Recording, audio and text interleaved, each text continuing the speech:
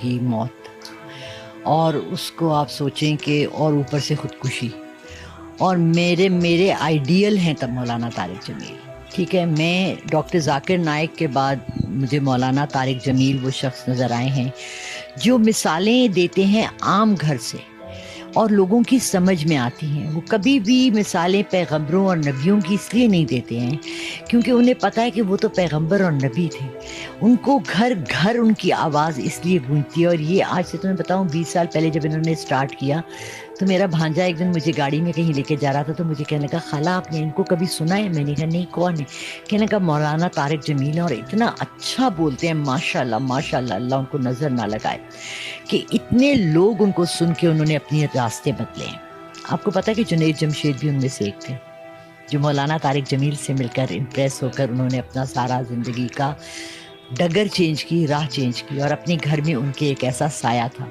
اب بعض دفعہ یہ ہوتا ہے، دیکھیں اس وقت جو ہے نا ہمارے ملک میں بہت بچے ڈپریشن کے مریض ہیں، جوان بچے چھوٹی عمر کے، کیونکہ ہمیں گھروں میں ماں باپ صبر قناعت پسندی نہیں ہے، ہر ہوس اور حریصی اتنی ہے، دکھاوا اتنا ہے، انتہا کو بڑھ گیا ہے کہ ہمارے بچوں کو پیمائش جو ہے نا اچھے اور برے کی، تفریق جو ہے اچھے اور برے انسان کی، وہ صرف پیسہ ہے. اگر مولانا طارق جمیل صاحب کے فرزند کی بات کی جائے تو مطلب کہ پیسوں کی بھی کمی نہیں ہے، ٹھیک ہے، اور باپ ماشاءاللہ پوری دنیا میں سنے جانے والا شخص، ٹھیک ہے نا، مذہبی اسکالر. اس کے بعد کیا لگتا ہے کیسے پریڈکٹ کریں گے، کیسے اس چیز کو پریڈکٹ کریں گے، کیا وجہ لگتی ہے اس کی خودکشی کی؟ پڑھایا تو ہوگا نا، بچوں کو اچھے اسکول میں پڑھایا ہوگا، وہاں سارے کے بچے آئے ہوئے ہیں، کسی کے پاس مرسڈیز کسی کو چھوڑنے آ رہی ہے، کسی کی آڈی چھوڑنے آ رہی ہے. مولانا صاحب کہہ رہے ہیں کہ اپنی لمٹس کے اندر رہو. یہ دو چیزیں تضاد پیدا کرتی ہیں. جب کلیش ہوگا نا تو وہاں آپ کا مائنڈ ہوگا. ہم اپنی فیملی میں جو غریب لوگ ہوتے ہیں ہم ان کو شادیوں پہ نہیں بلاتے کیونکہ تحفہ نہیں لے کر آئیں گے. تو ہم نے جب اتنے دوہرے معیاروں کا اپنا کلچر بنا لیا ہے وہاں پر ایسے واقعات ہوتے ہیں. یہ مولانا طارق جمیل کی بہت بڑی آزمائش ہے، اللہ انہیں اس پہ پورا اتارے. وہ شخص جو دنیا بھر کو کہ مسلمانوں کو ایک آئیڈیل ہے، گائیڈ کرتا ہے، سمجھاتا ہے، بتاتا ہے، تبلیغ کرتا ہے، ان کے ضمیر جھنجھوڑتا ہے، ان کے گھر میں خود ایسے ہوا.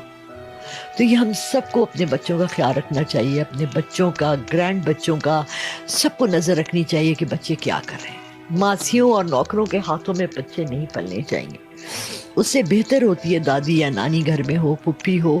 بیوہ ہو جاتے ہیں، سگی بہنوں کو گھر میں نہیں رکھتے کہ ایک بچے کا خرچہ لے کر نوکر رکھ لیں گے. وہ پھپھی زیادہ بہتر، دادی زیادہ بہتر، خالہ زیادہ بہتر سمجھا سکتی ہے بنسبت ایک کام کرنے والی کے.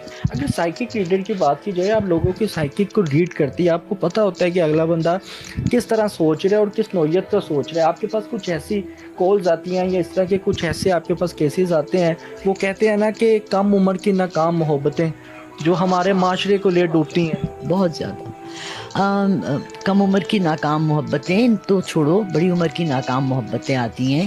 جی میں دوسری شادی کرنا چاہتا ہوں، ٹھیک ہے، 3 بچے ہیں، پہلی بیوی ہے. دیکھو دوسری شادی کی یا محبت کی اجازت اللہ تعالیٰ نے انسان کو دیا. محبت دنیا کا سب سے بڑا اور سب سے خوبصورت جذبہ ہے.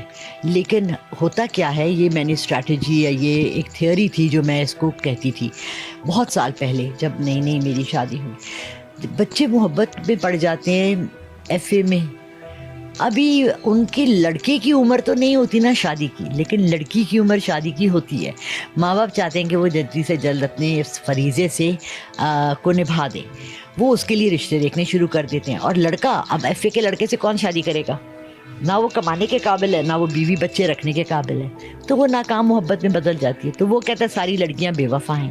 اس کے بعد وہ لڑکیوں کے ساتھ کھیلنا شروع کر دیتا ہے. اور لڑکی کہتی ہے کہ اگر لڑکے نے شادی نہیں کی، اور بڑی عمر کے مرد 50 سال کے مرد 20 سال کی لڑکیوں سے، 25 سال کی انٹرنشپ پر آئی ہے لڑکیوں سے شادی کرنا چاہ رہے.